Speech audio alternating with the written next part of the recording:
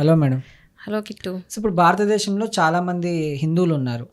But కొంతమంది Christians మత మార్పిడి చేస్తుంటారు వాళ్ళని. హ్మ్. అంటే చట్టపరంగా ఇట్లా మత మార్పిడి చేయడం అనేది రైటా రాంగా?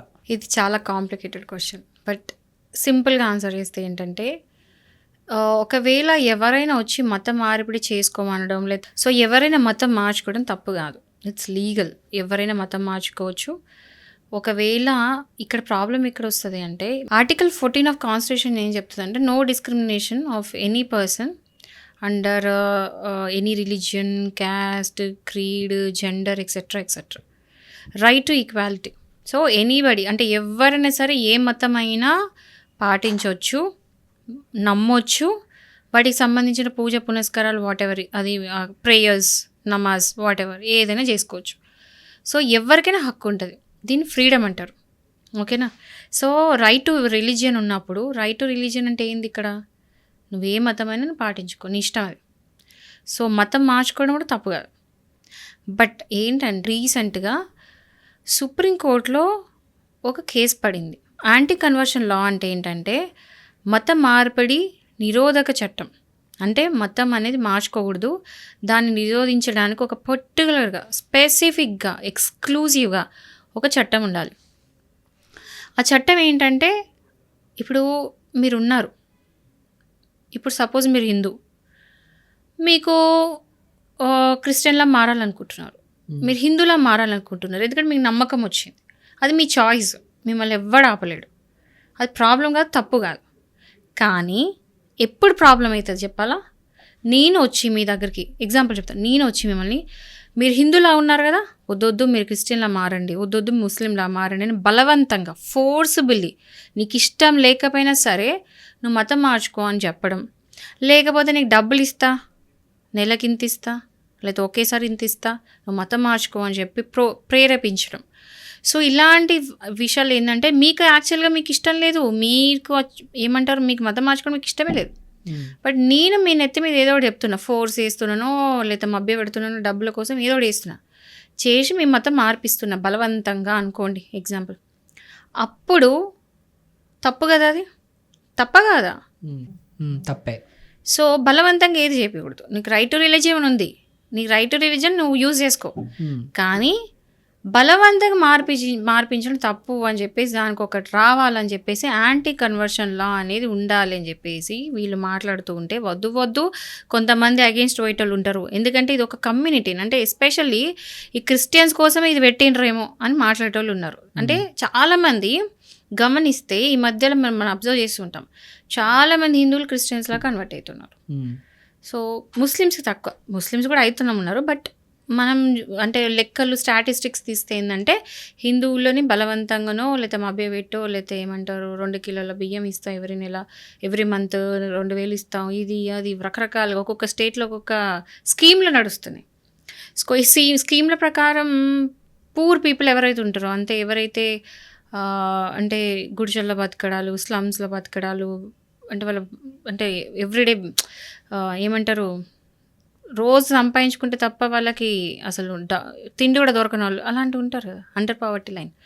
సో వాళ్ళు ఏం చేస్తారంటే వీటికి మతంతో ఏముంది, కావాల్సిన కడుపు నిండా తిండి, డబ్బులు ఇస్తున్నారు, మార్చుకుంటాం. సో ఇట్లా అని చెప్పి మార్చుకునే వాళ్ళు ఉన్నారు. ఇలాంటి ఇన్సిడెంట్స్ ఎక్కువైపోతున్నాయి. అయితే వీళ్ళు వచ్చి క్రిటిక్స్ ఎవరు, ఈ విలన్లు ఎవరంటే ఎవరైతే దీనికి అగెయిన్స్ట్ ఉన్నారు, ఒక మతం వాళ్ళు అగెయిన్స్ట్ ఉన్నారు. ఎందుకంటే వాళ్ళకి కావాల్సింది వాళ్ళ మతంకి అందరు వెళ్ళిపోవాలా, ఎవరు ఇక ఉండద్దు, మొత్తం అందరూ క్రిస్టియన్సే ఉండాలి కంప్లీట్గా అని బాగా ఇచ్చేసేవాళ్ళు, వాళ్ళు అగెయిన్స్ట్ ఉన్నారు. ఈ ఇద్దరు కూడా మధ్యలో ఈ కేసు పోయి కోర్టుకి ఎక్కింది, సుప్రీంకోర్టుకి ఎక్కింది. సో April 30 రోజు నిన్ననే ఆ కేసు హియరింగ్ జరిగింది. సో ఇంకా ఫర్దర్ హియరింగ్ ఈ మేలో జరగాలని చెప్పేసి, మేలో చేస్తాం ఇంకా ఫర్దర్ హియరింగ్స్ అని చెప్పేసి సుప్రీంకోర్టు చెప్పింది.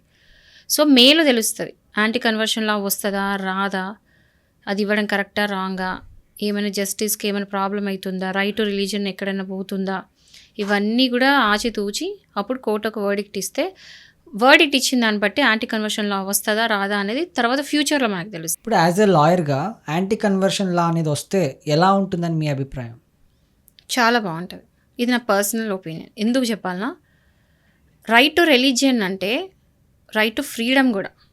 Right to freedom for religion ఎట్లా అంటే నేను ఏ మతం పాటించాలనే నా ఇష్టం, ఏ మతం పాటించాలనేది నీ ఇష్టం. అవునా? నాకు ఇప్పుడు ఒక దేవుడి ఇష్టం, నేను పూజిస్తా. నీకే దేవుడి ఇష్టం, నువ్వు పూజిస్తావు. అవునా కదా? అలాంటప్పుడు ఒక పర్సన్ వచ్చి బలవంతంగా నాతోని వద్దు వద్దు నువ్వు ఈ దేవుని ప్రార్థించొద్దు, ఇంకో దేవుని ప్రార్థించాలి అంటే నాకు కష్టమవుతుంది. నాకు ఎక్కడున్నది అక్కడ రైట్ టు ఫ్రీడమ్ ఏడున్నది? లేదు, పోతుంది. వాళ్ళు వచ్చి బలవంతంగా నా నెత్తి మీద కూర్చొని మత మార్పిడి చేసుకో అంటున్నారు. అది తప్పు కదా. సో ఇది బేసిస్ చేసుకొని ఏంటంటే వద్దు, ఏమంటారు, యాంటీ కన్వర్షన్ లా వస్తేనే బెటర్. ఎందుకంటే చాలామందిని బలవంతం మార్పించడము, లేకపోతే ఏదో ఒకటి మభ్య పెట్టి మార్పించడం అనేది చాలా కామన్గా జరుగుతుంది. అండ్ ఈ గత 1-2 ఇయర్స్లో కన్వర్షన్స్ అని ఏ రేంజ్లో పెరిగినాయి అంటే మేము ఊహించలేని స్టాటిస్టిక్స్, అవి ఊహించలేని నెంబర్స్లలో పెరిగిపోయినాయి ఈ కన్వర్షన్స్ అనేవి.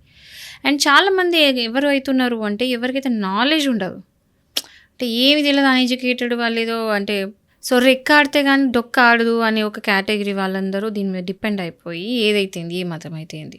సో చాలామంది డిబేట్ కూడా చేస్తారు, అవును మరి గవర్నమెంట్ ఎందుకు ఇస్తలేదు, పైసలు మంచిగా టైంకి ఇస్తే ఈ కన్వర్షన్స్ ఉండవు కదా.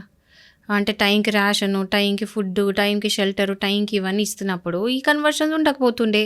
గవర్నమెంట్ ఫెయిల్ అయింది, టైంకి డబ్బులు ఇవ్వట్లేదు, ఏమి ఇవ్వట్లేదు కాబట్టి ప్రజలు కన్వర్షన్స్ అవుతున్నారని చాలామంది డిబేట్ కూడా చేస్తారు. అది కూడా కరెక్టే ఒక పాయింట్ ఆఫ్ వ్యూలో, అది కూడా కరెక్టే. ఎందుకంటే ఇప్పుడు మతం కంటే ఆకలి గొప్పది కదా. సో దానికి అట్లా మారుతున్నారు. సో యాంటీ కన్వర్షన్ లాతో పాటు ఈ అమ్యూనిటీస్ ఏవైతే గవర్నమెంట్ ఇవ్వాలో బ్యాలెన్స్ చేసుకుంటూ ఇచ్చినాడు, సొల్యూషన్ పర్మనెంట్గా దొరుకుతుంది. ఓకేనా? సో ఈ ఒట్టి యాంటీ కన్వర్షన్ లా రావడమే కాకుండా ఈ పావర్టీ మీద చెక్ చేయడము, డెవలపింగ్ కంట్రీ అని మన ఇండియా అని అంటున్నాం. డెవలపింగ్ కంట్రీ అంటే మెయిన్ టార్గెట్ కావాల్సింది పూర్ పీపుల్.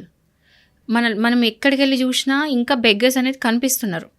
సో మన కంట్రీలో ఎప్పుడైతే బెగ్గర్స్ కనిపించారో, ఈ పావర్టీ లైన్ పైనికి అందరూ వస్తారో, పూర్ పీపుల్ అనే వాళ్ళు కనపడరో, అప్పుడు దేశం ముందుకెళ్తున్నట్టు. ఆ టైంలో కనుక యాంటీ కన్వర్షన్లో ఇది 2 కలిపి వస్తే ఖచ్చితంగా సక్సెస్ఫుల్ ఉంటుంది అండ్ కరెక్ట్, అది బ్యాలెన్స్డ్ ఉంటుంది అనమాట తీర్పు అనేది. సో ఇది నా opinion. Okay madam, thank you.